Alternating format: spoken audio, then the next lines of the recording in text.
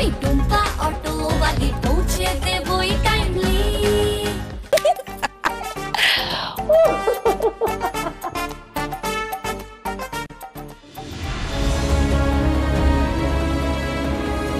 আপনাকে এরকম ক্লান্ত দেখাচ্ছে কেন আবির বাবু?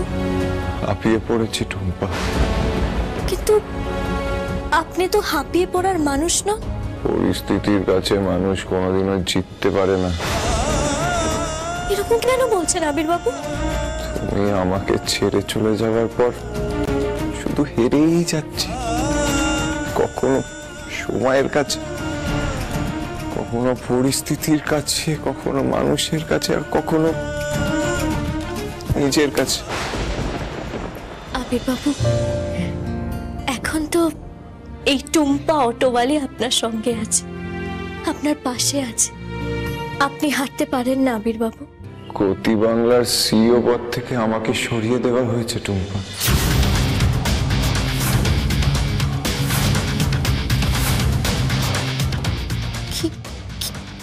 কি বলছেন আপনি? গতি বাংলার নতুন সিইও এখন অনুরাধা মল্লিক। তো এটা তো অন্যায় আবির বাবু। এই ন্যায় অন্যায়ের লড়াই আমার আর ভালো লাগছে না, আর ভালো লাগছে না।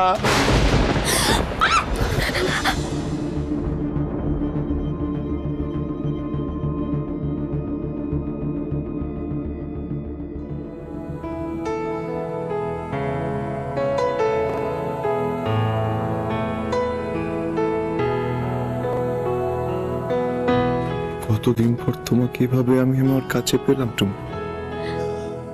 আমিও তো এতদিন আপনার থেকে দূরে থেকে শুধুমাত্র কষ্টই পেয়েছি। আর কোনোদিন আমি তোমাকে আমার কাছ থেকে দূরে সরে যেতে দেব না টুম্পা।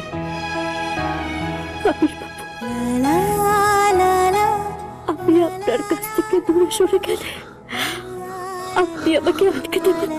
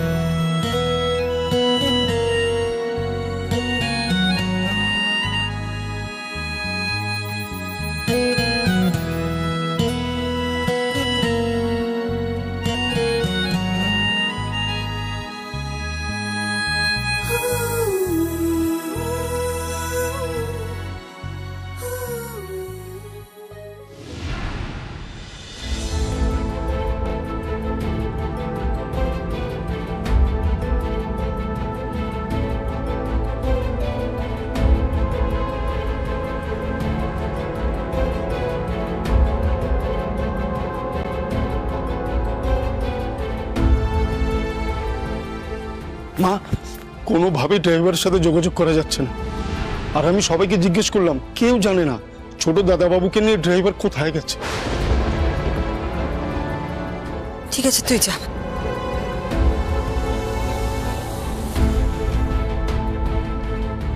দিদি দিদি এভাবে ভেঙে পড়ো না দিদি। দেখো আবির হয়তো আর কিছুক্ষণের মধ্যেই ফিরে আসবে। আমি জানি আবিরের আবিরের মানসিক অবস্থা এখন খুব খারাপ। আমার খুব ভয় করছে। বৌমা বৌমা তুমি এতটা ভয় পেও না। দেখো জানা তো গেছে যে আবির একলা যায়নি, আবিরের সঙ্গে ওর ড্রাইভারও আছে। কিন্তু ড্রাইভারও তো ফোনটা ধরছে না, সেটা কি খুব স্বাভাবিক কথা মা? এই আদিক্ষেতা সহ্য করা যাচ্ছে না, কিন্তু মাথা গরম করলেও চলবে না। যেমন পরিস্থিতি থাকবে নিজের খেলাটা সেইভাবে বদলে দিতে হবে। মা মা আপনি একদম চিন্তা করবেন না। টুম্পা যতই আমাদের ক্ষতি করার চেষ্টা করুক, আমরা তো কোনো অন্যায় করিনি। দেখবেন মা, ঠাকুর আমাদের রক্ষা করবেন। টুম্পাকে ঠাকুর জিততে দেবেন না। টুম্পাকে একবারও ভাবছে না এই বাড়ি থেকে ও কত ভালোবাসা পেয়েছে? কেন এই বাড়ির ক্ষতি করার কথা ভাবছে ও? আমিও তো সেটাই ভাবছি মা। দেখ টুম্পা, দেখ কত সহজেই যে কোনো পরিস্থিতি আমি তোর বিরুদ্ধে করে দিতে পারছি। যতদিন যাবে তোর অবস্থা ততটাই খারাপ করতে থাকবো আমি। অন্যায় করব আমি, আর আমার প্রত্যেকটা অন্যায়ের দোষ চাপবে তোর ঘাড়ে। বৌমা, যে আমাদের যত খুশি ক্ষতি করার চেষ্টা করুক, আমরা কিছুতেই হার মানবো না। এত সহজে আমরা ভেঙে পড়বো না।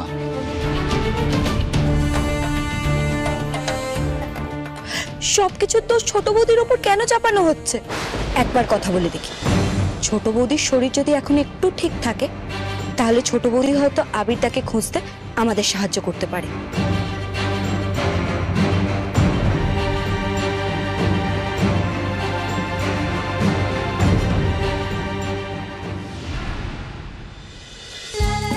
যাক বাবা, সব গুছিয়ে নিয়েছি।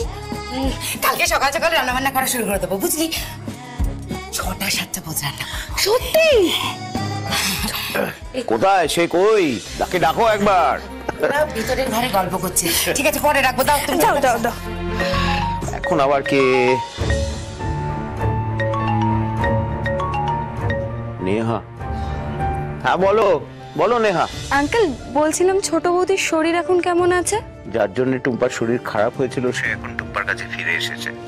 আর এখন টুম্পার শরীর নিয়ে কাউকে ভাবতে হবে না নেহা। মানে আমি ঠিক বুঝলাম না। আবির আমাদের বাড়িতে এসেছে, টুম্পার আর আবিরের সমস্ত দূরত্ব মিটে গেছে। এখন আর চিন্তা করার কোনো কারণ নেই। এবার দেখো সব ঠিক হয়ে যাবে। দাদা তোমাদের বাড়িতে গেছে? কেন, আবির বাড়িতে কিছু বলে আসেনি?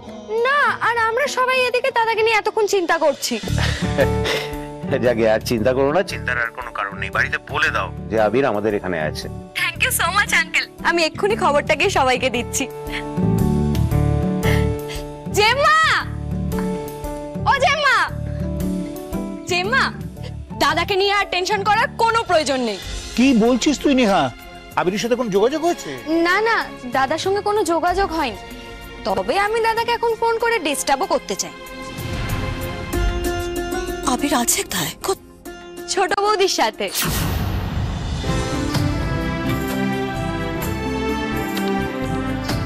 এতদিনে ওদের মধ্যে যে দূরত্ব, ভুল বোঝাবুঝি তৈরি হয়েছিল সবটাই মিটে গেছে। এবার দেখো খুব তাড়াতাড়ি ওদের মধ্যে সবকিছু ঠিক হয়ে যাবে। এটা কি করে সম্ভব? না না না, এটা হতে পারে না, এটা হতে পারে না। টুম্পা আবার এইভাবে জিততে পারে না। আবির, কি হলো? তুমি বসো বসো বসো। আরে কি আশ্চর্য, এতদিন বাদে এসছে, একটু কথা বলতে পারবো না নাকি? কি মুশকিল বলো তো? আচ্ছা তুমি কেমন ধরনের মানুষ? হ্যাঁ, কেমন ধরনের মানুষ তুমি? এতদিন পরে দুজনে মিলে একটুখানি একান্তে সময় কাটাচ্ছে, তার মধ্যে আমরা কি ওদেরকে বিরক্ত করবো? তাও তো বটে। কি রে, তুই আবার কাঁদছিস কেন? ও পিসি, তুমি কাঁদছো কেন? কাঁদছি না রে, দিন দুঃখ কষ্ট সহ্য করতে করতে আনন্দ কাকে বলে ভুলে গিয়েছিলাম রে দাদা। এটা কষ্টের জল নয়, আনন্দের চোখের জল।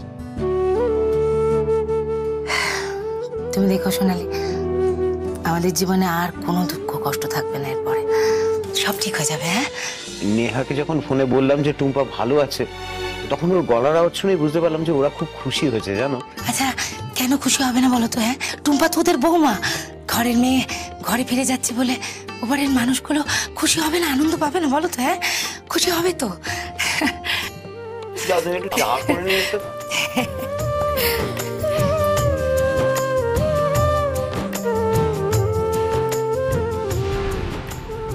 কি হলো বড় বৌদি, খবরটা পেয়ে তো সবাই খুব খুশি হয়েছে, তোমাকে দেখে এরকম অস্থির মনে হচ্ছে কেন?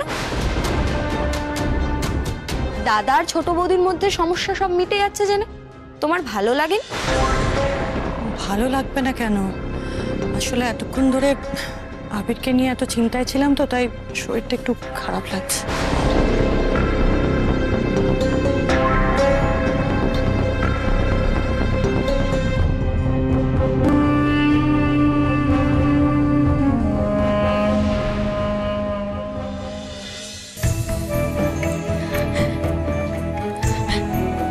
দিদি, ঘরের লক্ষ্মী আবার ঘরে ফিরে আসবে, এর থেকে আনন্দের আর কি হতে পারে বলো তো?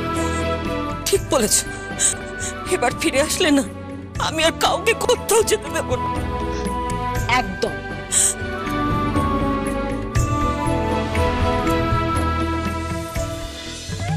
সবকিছু ছাড়কার করে দেবো আমি, সবকিছু শেষ করে দেবো, ধ্বংস করে দেবো।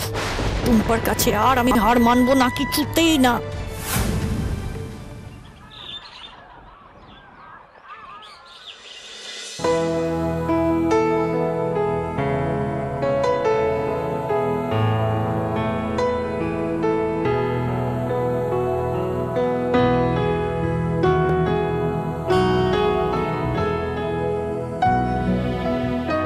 এই যে আপনাকে নিজের কাছে পেয়েছি, আর কোনোদিনও আমার কাছ থেকে আপনাকে সরতে দেব না আবির বাবু। আমি খুব ভালো করে বুঝে গেছি, আমি সম্পূর্ণ হতে গেলে আপনাকে পাশে লাগবে। আপনাকে ছাড়া আমি চিরকাল অসম্পূর্ণ থেকে যাব।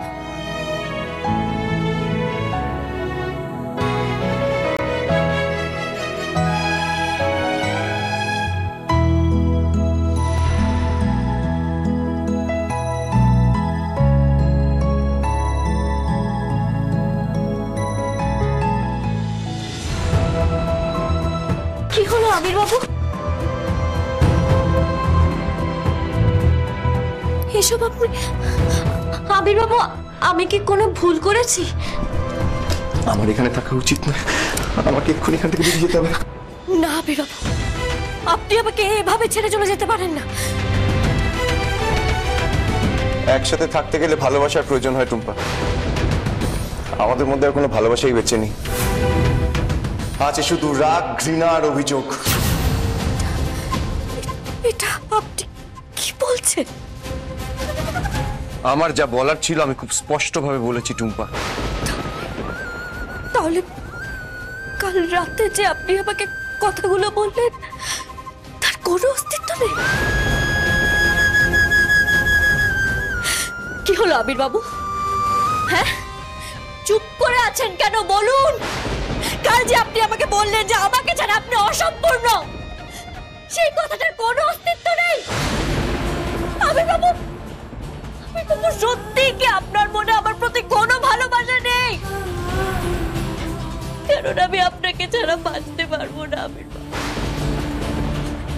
আপনাকে ছাড়া আমার আর সত্যি কোনো অস্তিত্ব নেই আবির বাবু। বাস